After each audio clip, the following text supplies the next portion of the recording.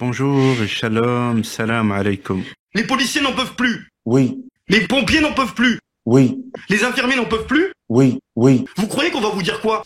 On dit merci Macron, oui. Je crois que la laïcité, c'est aussi ce qui protège l'enfant, c'est ce qui protège tous les enfants et garantit aux enfants les mêmes droits et l'accès aux mêmes valeurs. Les enfants n'appartiennent pas à leurs parents. Les enfants n'appartiennent pas à leurs parents. Non, ma chérie, ça va pas du tout. Quelque chose qui dépasse, qui vous a précédé et qui restera. Très bien, il va avoir un traitement injectable. Tout est en train de partir en sucette. Oui. Le président parle à Pif Gadget, Marlène Schiappa pose dans Playboy, Olivier Dussopt est à la une du journal Tétu. Nous sommes dans une situation de crise majeure. Quelle hypocrisie. C'est vous-même qui pensez à répandre la démocratie à coups de bombes et de massacres. C'est pour ça que les 3/4 du monde vous détestent. C'est vous-même qui avez donné un soutien inconditionnel à Israël et qui, devant les massacres des civils, des journalistes et des humanitaires, avez appelé à un cessez-le-feu après 31 jours. Et pourtant, ce matin, 15 chars sont rentrés dans le sud de Gaza. Quelle hypocrisie. Vouloir défendre la démocratie alors qu'à chaque fois que le peuple cherche à s'exprimer, le gouvernement ne répond que par le mépris et par la stigmatisation. Bonjour à toutes et tous. Quelle hypocrisie, alors que le gouvernement use de toutes les subtilités constitutionnelles pour esquiver le débat et qu'il refuse non seulement le vote, mais aussi de débattre avec la représentation nationale. Si bien que sa première ministre a usé vendredi de son 20e 49.3 et qu'elle avait déjà utilisé pour faire passer son odieuse réforme des retraites. Aussi, sur le fondement de l'article 49, alinéa 3 de la Constitution, j'engage la responsabilité de mon gouvernement et c'est donc la démocratie parlementaire qui aura le dernier mot. Madame la Première ministre, je vous remercie. C'est nul! Je tenais à m'adresser à vous, mais à m'adresser à chacune et chacun d'entre vous pour vous souhaiter mes meilleurs vœux de bonheur, de santé, de réussite, pour vous-même et pour vos proches. Ça, c'est de la pipe. Ça, c'est de la pipe. Donc ça, c'est de la pipe. C'est de la pipe. Des enfants qui dorment dans la rue en France, situation inacceptable et pourtant bien réelle. Plusieurs centaines d'entre eux sont même scolarisés dans nos écoles. Leurs familles, souvent clandestines, ne survivent que grâce à la solidarité des enseignants et des parents. Pour 100 €, on n'a rien du tout dans le caddie. On n'a absolument rien. Donc maintenant, tout est hors de prix. Enfin, je veux dire, il y a tout qui s'ajoute. Il y a l'alimentation, les factures, absolument tout, quoi. Les vêtements, tout. En 36 ans, le nombre de repas distribués a été multiplié par 15, de 11 millions en 1987 à 171 millions lors de la dernière campagne. 39e campagne des Restos du Cœur sous le signe de la crise. L'association doit faire des choix entre les demandeurs afin de réduire le nombre de bénéficiaires. La vague ne faiblit pas. On constate aujourd'hui qu'on a, même en ayant réduit, limité nos critères d'éligibilité, on constate qu'on a beaucoup de personnes qui se présentent et qui rentrent dans ce barème-là. On a refusé une personne ce matin, oui, c'est sûr. C'est humainement, honnêtement, c'est pas une partie de plaisir. Le Macron de 2022, président des riches, se révèle être un oligarque mêlé aux intérêts financiers. Ce n'est plus Jupiter, c'est le parrain. 40 affaires judiciaires ont été recensées depuis 2017 concernant la Macronie. Alors les Françaises et les Français qui vont se mobiliser pour la marche contre la vie chère et l'inaction climatique du 16 octobre prochain à Paris, ils veulent savoir, Madame la Première ministre, est-ce que vous, les amis d'Emmanuel Macron, êtes là pour servir ou pour vous servir? Le bruit, la fureur en permanence, le mensonge, la manipulation, les excès. Quelle hypocrisie quand vous nous parlez de manipulation de l'information, alors que 9 milliardaires détiennent plus de 90% des médias français et qu'ils participent dans le traitement de l'information à une vision du monde qui est insupportable. Discours typiquement antisémite, voilà. Force est de constater que l'inaction de votre gouvernement est une menace à la liberté de la presse et au droit à l'information, car vous assumez le fait que l'information soit pilotée par des propriétaires milliardaires aux projets politiques impensable. Pardon de vous le dire, parce que vous voudriez me mettre le singe sur l'épaule, je crois qu'il est sur le vôtre. J'ai toujours mes petites expressions, j'ai le droit. Donc voilà, ça veut dire que le singe peut vous gratter la tête et donc la difficulté est là.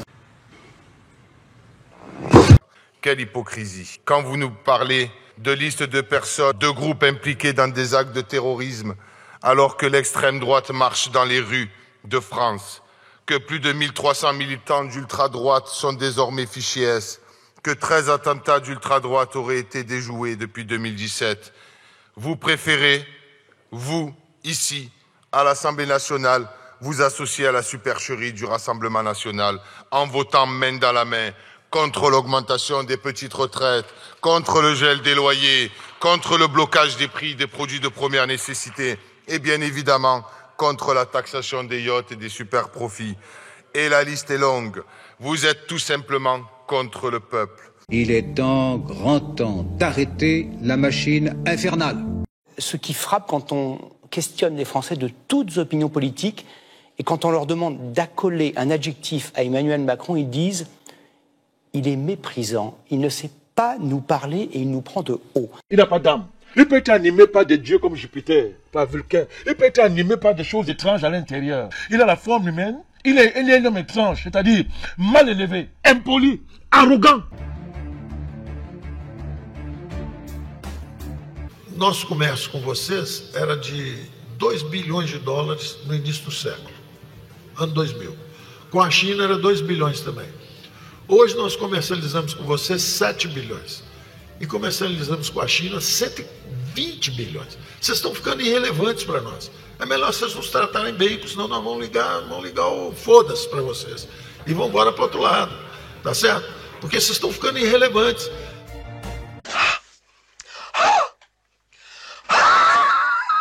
Bonjour à toutes et tous. Plus je vous vois, plus je comprends pourquoi les Français ne peuvent plus vous blairer. Moi, ça m'a toujours choqué d'entrer dans un hypermarché et de voir qu'il y avait en arrivant un rayon de telle cuisine communautaire et de telle autre à côté. Voilà, en tout cas, moi, c'est mon opinion, c'est comme ça que ça commence, ce communautarisme. Je crois que c'est la deuxième religion en France actuellement, on va pas la nier. Non. Bon, donc il est normal qu'on trouve qu'ils trouvent la viande, les produits qui correspondent à cette religion, mais c'est pas pour ça que c'est des terroristes. Je veux dire, il faut faire très attention. J'ai été en campagne électorale, on dit parfois n'importe quoi en campagne électorale. Ah bon ? Le public de Liverpool n'a pas épargné le gouvernement français. Regardez cette banderole déployée en tribune avec Gérald Darmanin et Amélie Oudéa-Castéra représentées avec des nez allongés façon Pinocchio et un simple mot, menteur. Non, les gendarmes n'ont pas lancé de LBD en quad. Vous savez, ces quads qu'on voit arriver, ils étaient utilisés pour lancer des grenades en effet lacrymogènes pour repousser les personnes. Non, les gendarmes n'ont pas lancé de LBD en quad. Complément d'enquête sur une poignée de francs-maçons soupçonnés d'avoir réglé des problèmes quotidiens en embauchant des tueurs à gages. Vous êtes chef d'entreprise, vous en avez marre d'un de vos syndicalistes, et si vous le faisiez assassiner pour la modique somme de 75 000 €? McFly, cette anecdote est-elle vraie ou fausse? Cette anecdote, elle est fausse. Elle est vraie. Ça vous paraît improbable, et c'est pourtant ce qui a failli arriver à Hassan. Il se serait retrouvé avec un contrat sur la tête, car sa patronne ne supportait pas son engagement aux côtés des Gilets jaunes. Oula, on est sur un dérapage complotiste, là. Vous vous êtes vu mort a posteriori. Ouh. Malheureusement pour moi, oui, et puis pas qu'une fois. Un incroyable réseau franc-maçon de tueurs. Ils seraient parvenus à faire croire à des agents des services secrets qu'ils étaient en mission et qu'il fallait supprimer des cibles au nom des intérêts supérieurs de la France. C'est de la poudre de perlimpinpin.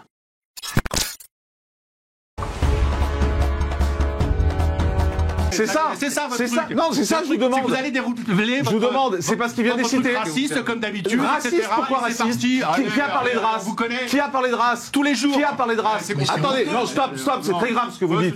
Qui a parlé de race? Donnez-moi un exemple. Je trouve raciste constamment. Donnez-moi un exemple. Constamment. Donnez-moi un exemple. C'est votre Donnez-moi un exemple. carrière. Donnez-moi. Pardon? Vous me fatiguez. Eh ben partez, monsieur. Partez. Attendez. Partez. Si je vous fatigue. Je n'accepterai pas que vous me traitiez de raciste sur ce plateau. C'est de la diffamation. Mais c'est de la diffamation. Le CNews Info, Samaya Labidi. Alors, Abdelkader, où il est? Ça vous fait rire ça, monsieur Arbouni? Mais sachez que cet été, j'ai été invité à un mariage kabyle et que j'y ai dégusté de délicieuses cornes de gazelle. Bon courage pour me faire passer pour un raciste après. Alors... Nous sommes au mois de janvier, il se pourrait donc bientôt qu'il neige. Oui, moi je suis expert en neige et je confirme. Je suis expert d'expert en neige et je confirme l'avis de l'expert en neige. Sur CNews, encore des débats. s'il neige aujourd'hui, est-ce qu'on peut encore dire que c'est la faute des Arabes? Oui, c'est de leur faute. Mais je pose la question, j'ouvre le débat. Bonjour, shalom, salam alaikum. Les ministres, ils se bagarrent tous les jours contre l'obscurantisme religieuse de notre pays, qu'ils ne peuvent pas aller en avant de la laïcité, du principe de la laïcité. Pourquoi le principe de la laïcité? Aujourd'hui, c'est un marche arrière. C'est quelque chose que un pays comme notre beau pays, qui est la France, de Clovis, de Charlemagne, de Louis XII, des descendants qu'ils ont fait de la bagarre pour vivre ensemble, tous, comme un pour un, tous pour un, ils peuvent pas. C'est non, c'est non. Pour moi, c'est non.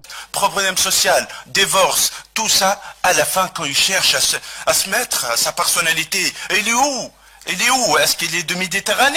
Est-ce qu'il appartient à telle catégorie de poissons? Est-ce qu'il est marocain? Est-ce qu'il est algérien?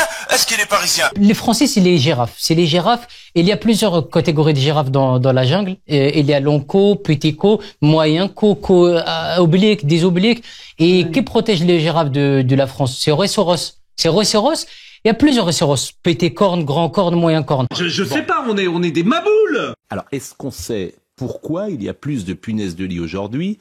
Est-ce lié à l'hygiène? Je vais poser toutes les questions. Il y a beaucoup d'immigration en ce moment. Est-ce que c'est des personnes qui n'ont pas les mêmes conditions d'hygiène que ceux qui sont sur le sol de France? Les mecs sont possédés. Les gars ils sont complètement fumés, quoi. Bonjour et bienvenue dans les 4V, Nadine Morano. Alors pour le coup, vous êtes à la maison, vous qui êtes né ici à Nancy et qui vivez à Toul à une vingtaine de kilomètres. Alors non, s'il vous plaît, non. Oui, je vois qu'il y a une manifestation. Voilà. CGT. Alors, soyez sympa. Pourquoi l'attestation doit-elle être obligatoirement sur papier? Est-ce que vous allez autoriser des laissez-passer que l'on pourrait télécharger très simplement sur nos téléphones portables? Non, et pour plusieurs raisons. La première, c'est que le téléphone peut être porteur du virus. Et donc, il convient aussi d'éviter de le manipuler. Je ne veux pas exposer les policiers ou les gendarmes à cela. À un moment ou à un autre, il va falloir passer à une démarche plus autoritaire. Créer une obligation juridique, c'est-à-dire faire une loi disant la vaccination est obligatoire. On peut enfin affiner ce fameux aller vert en demandant à ceux qui ont les noms des non-vaccinés, les organismes, les administrations qui savent qui devrait être vacciné et qui ne l'est pas, de donner ces fichiers à des brigades, à des agents, à des équipes qui vont les frapper à la porte et dire mais vous n'êtes toujours pas vacciné, c'est un problème pour vous et pour les autres. Ce sont des terroristes. Ils sont nuisibles à la société. Il faut les détruire. Le vaccin est sorti rapidement, en quelques mois, qu'on ne sait pas ce qu'il y a dedans et que moi je veux pas qu'on m'injecte quelque chose où je ne sais pas ce qu'il y a dedans. Qu'est-ce qui vous inquiète finalement dans le fait de vous faire vacciner? Qu'est-ce que vous craignez? Les effets indésirables, et j'ai peur que j'ai pas confiance au gouvernement tout simplement. Je pense que c'est l'argent qui fait tout, que derrière ça il y a une histoire de gros sous. Quelles seront les sanctions et comment s'exerceront les contrôles à partir du 15 septembre? À partir du 15 septembre, si vous êtes soignant et que vous n'êtes pas vacciné, vous ne pourrez plus travailler et vous ne serez plus payé. Plus loin, une autre femme est quant à elle menottée, car interpellée pour la deuxième fois de la journée, hors de chez elle et sans motif valable. Qu'est-ce que vous faites? J'étais juste assise sur le banc. Pas d'assurance chômage pour les non-vaccinés. Non, parce que quand on fait prendre de tels risques à la société, eh bien, on doit en payer le prix. Les médecins, les politiques et même nous les journalistes, on a quand même dit beaucoup de choses qui se sont avérées inexactes, voire fausses sur ce virus. On va essayer de vous expliquer pourquoi on s'est autant planté. Que la durée du vaccin, elle était relativement faible, et en particulier chez les personnes âgées, la durée d'action des vaccins, et d'où la répétition des doses vaccinales. Et là, les gens ont eu du mal à comprendre. Et deuxièmement, qu'il avait finalement une capacité faible à limiter la transmission. Oui. Super! Je n'ai même pas senti la piqûre. On a eu des vaccins avec le vaccin mRNA en 9 mois. Bien sûr, c'est rapide. Il y a eu beaucoup d'incertitudes sur les vaccins. Nous nous sommes trompés initialement sur les vaccins en disant qu'ils protégeaient contre la transmission. Ils protègent mal contre la transmission. Comme on le voit, la résolution de cette affaire est ambiguë et des parts d'ombre subsistent.